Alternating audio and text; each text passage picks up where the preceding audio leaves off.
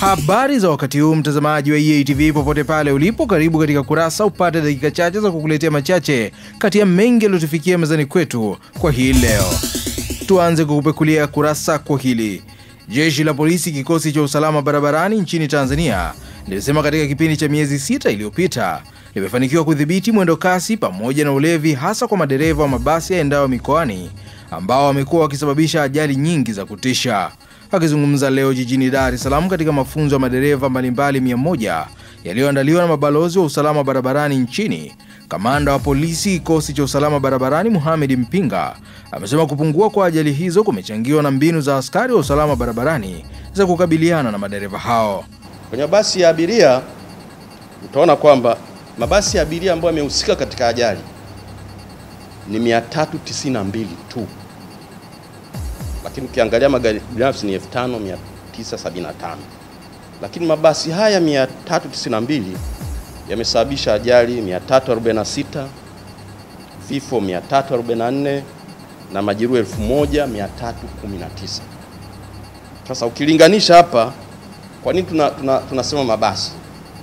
Ina maana kwamba kwa ajali 346 za mabasi na watu waliofariki 344, ina maana kwamba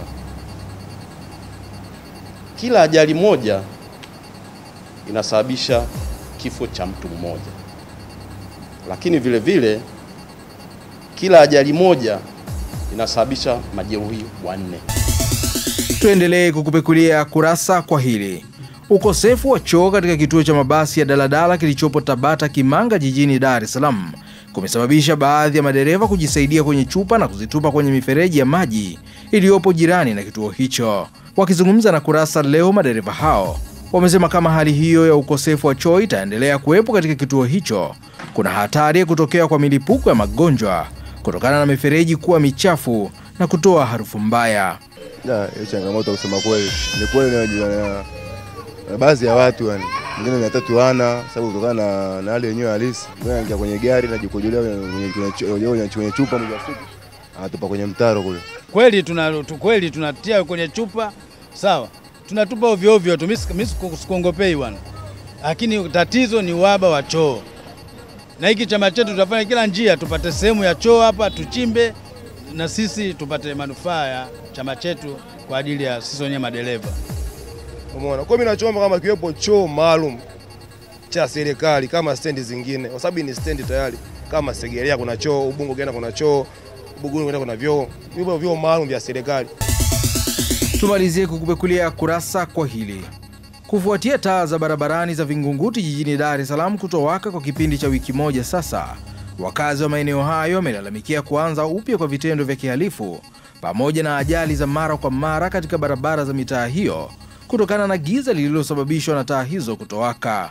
Wakiongea na Kurasa leo, wakazi wa Vingunguti wamesema taa hizo zimekuwa zikisaidia hali ya usalama kuimarika katika mitaa hiyo, huku magari na waenda kwa miguu wakipita barabarani kwa umakini, lakini tangu zimezuiliwa kuwashwa, hali ya usalama imekuwa mbaya, huku ajali za barabarani nazo zikianza kuwa tishio.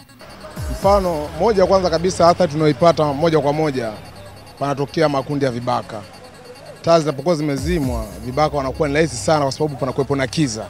Na maana hata kibaka anapoenda kwenye dibasem fulani, pakiwa na kiza ni rahisi sana kuchukua kile kitu anachokihitaji. Toka zizime zitaa, amani sio mzuri, watu wanakabwa, mtu anashindwa kutembea usiku, hata wale wanatoka katika mizunguko usiku, inapofika saa 5, saa 6 kwenda mbele, inakuwa amani hana, yani kipato chako unakibidi ukipigilie mbali ili ufike nacho nyumbani.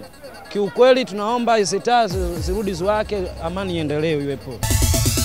Tumekufungulia na kukufungia kurasa kwa hayo machache kati ya mengi yaliyotufikia mezani kwetu kwa hii leo. Tafadhali usikose kutazama Kurasa hapo kesho, na pia usisite kututumia maoni yako kupitia barua pepe yetu ya kurasa@eatv.tv. Kwa niaba ya wale wote walioshiriki kukuletea Kurasa, jina langu ni Elikunda Materu. Endelea kutazama Tinga nambari 1 kwa vijana, EA TV.